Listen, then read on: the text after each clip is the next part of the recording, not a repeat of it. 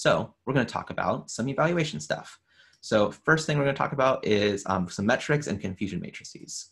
Okay, and I'll kind of go through this relatively quickly. Just because we have a few minutes. So note that we have accuracy and stuff. Have you guys learned about precision and recall? Not yet. Maybe from curriculum, but not from Raphael, like through study groups and stuff, right? Okay, I see head shakes, so no, right? This is new, right? Okay, cool. So basically, this is actually from the curriculum. There's also, if you look up like precision recall and Wikipedia, you will see something very similar. And basically what you have to know is that when we're doing classification versus like linear regression, with linear regression, we were saying, okay, for regression problems, we use something like the least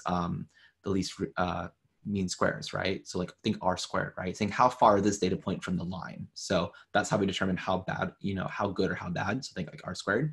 We can't really do R squared really with logistic regression. There's some variations of it, but really what we want to do with classification is say, hey, how many did you get right? How many did you get wrong? So the problem is with accuracy is that it's a little misleading sometimes. And so we actually have a couple things called precision and recall. Sometimes you might hear this as specificity or, something like that, depending if like you're into like the medical field, especially. But main thing I want to show you is that these, let's see here, these filled in squares, we'll say these are actually positive. Okay, so these are like the true values, right? So imagine this is like our test set are all these little squares, okay? And ones that are like, let's say have heart disease, right? The true values, these will be these filled in squares, okay? The ones that are empty, those are going to be false, right? Meaning that they're not, they don't have heart disease or something like false. And so what we do, our model says, all right, let's classify it. And the model, this is a little confusing at first, but basically the model says everything in this square right here, this is what I think are true, okay? Like this is what I think is true. So you can see some data points in here. And then everything outside of that square is false, okay? So the model obviously isn't doing a perfect job because it's saying some of these that are supposed to be false are considered true, right? And some of these that are supposed to be true are being classified as false because it's outside of the square. That makes sense so far? Okay, and so we classify these as different points. So one, if we get it right, it's actually positive, it's within this. So the machine learning algorithm says, oh, these are positive, and they actually are positive. We call these true positives, okay? And then the things that are labeled as positive, the machine thought they were positives, but they're not. These are false positives, okay? And then we also have false negatives where we think the machine learning algorithm thinks, oh, these are negative, but in fact, they're supposed to be true. Those are false negatives. And then true negatives are things that the machine learning algorithms think are negative and are actually negative. Make sense? Okay, so if I wanted to get 100% accuracy, the way accuracy usually is quoted is saying, hey, how many things did you get correct, right? Out of like the things you guess. So if I have 100% accuracy, it means that basically everything that I said was positive, okay? A really easy way to get a high accuracy, but it's not actually a very good algorithm, is basically, I'm gonna just draw on here, is that I can just make a very, very small thing. Oh, well, everything within this black square I'm drawing is positive. 100% accuracy, awesome. My machine algorithm is doing great. What's wrong with this?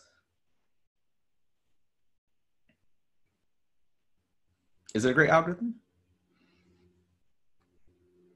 No, because it's one data point. Yeah, it's only one data point, and it's getting everything. I'm sorry? Sorry, someone said something. Okay. What John K said, oh, we have two Johns. Like John K said, is that we have just one data point in there. Original question.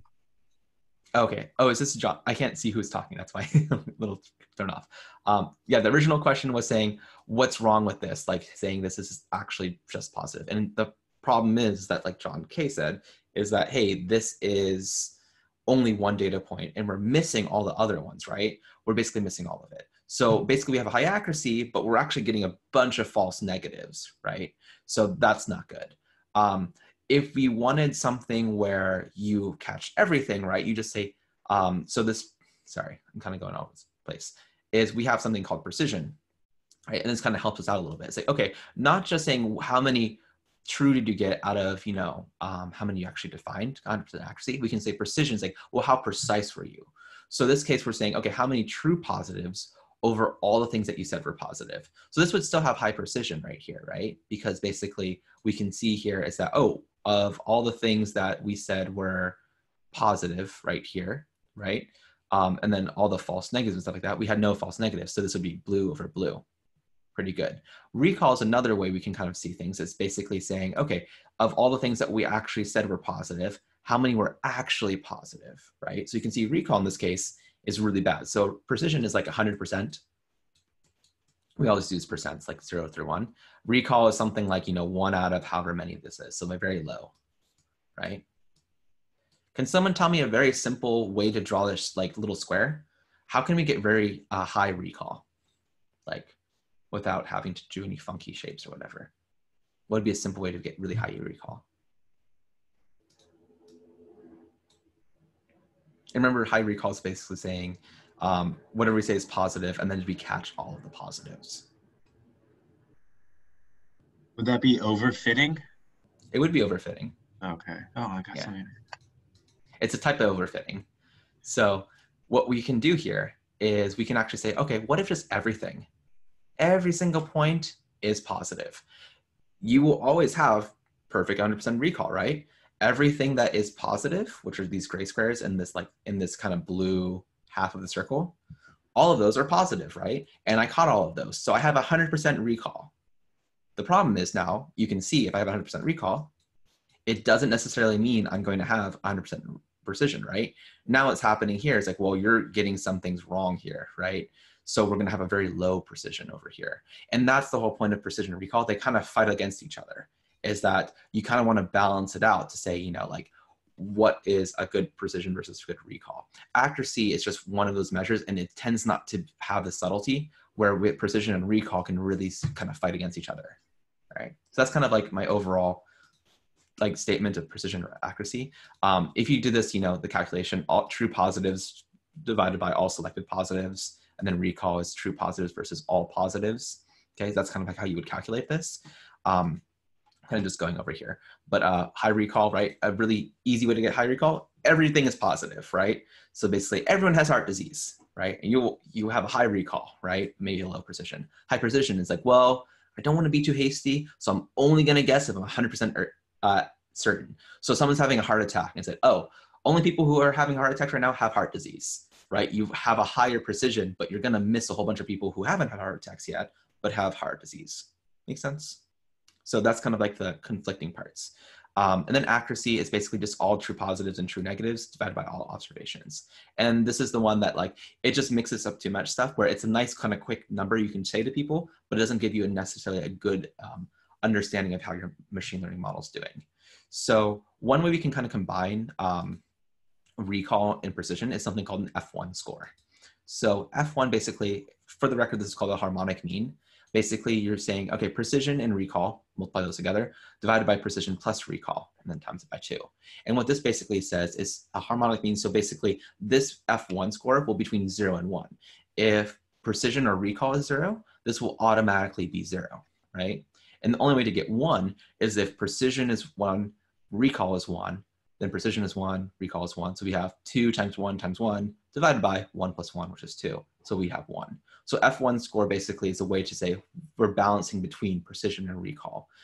And so a low F1 score means that either your precision or recall is low, and a high F1 score says they're both high. So you can't balance it out. If you have one that's high and one's low, it's going to kind of bring it downwards. If you have them both high, then it'll stay high. Does that make sense? Cool. So this is really important. F beta scores, basically it's a variation on F1. So F beta just means that you can put whatever you want. You can have an F2 score, or you can have an F.5 score. Basically, you just change this beta, so you prefer more on recall or precision. So if an increased beta, this will basically make recall more important. In some cases, that makes more sense, right? Sometimes you're like, hey, if we're looking for, let's say, I don't know, in the daily news, coronavirus, right? Like, hey, it's really important for us to diagnose coronavirus. Like, we don't want to miss it, right?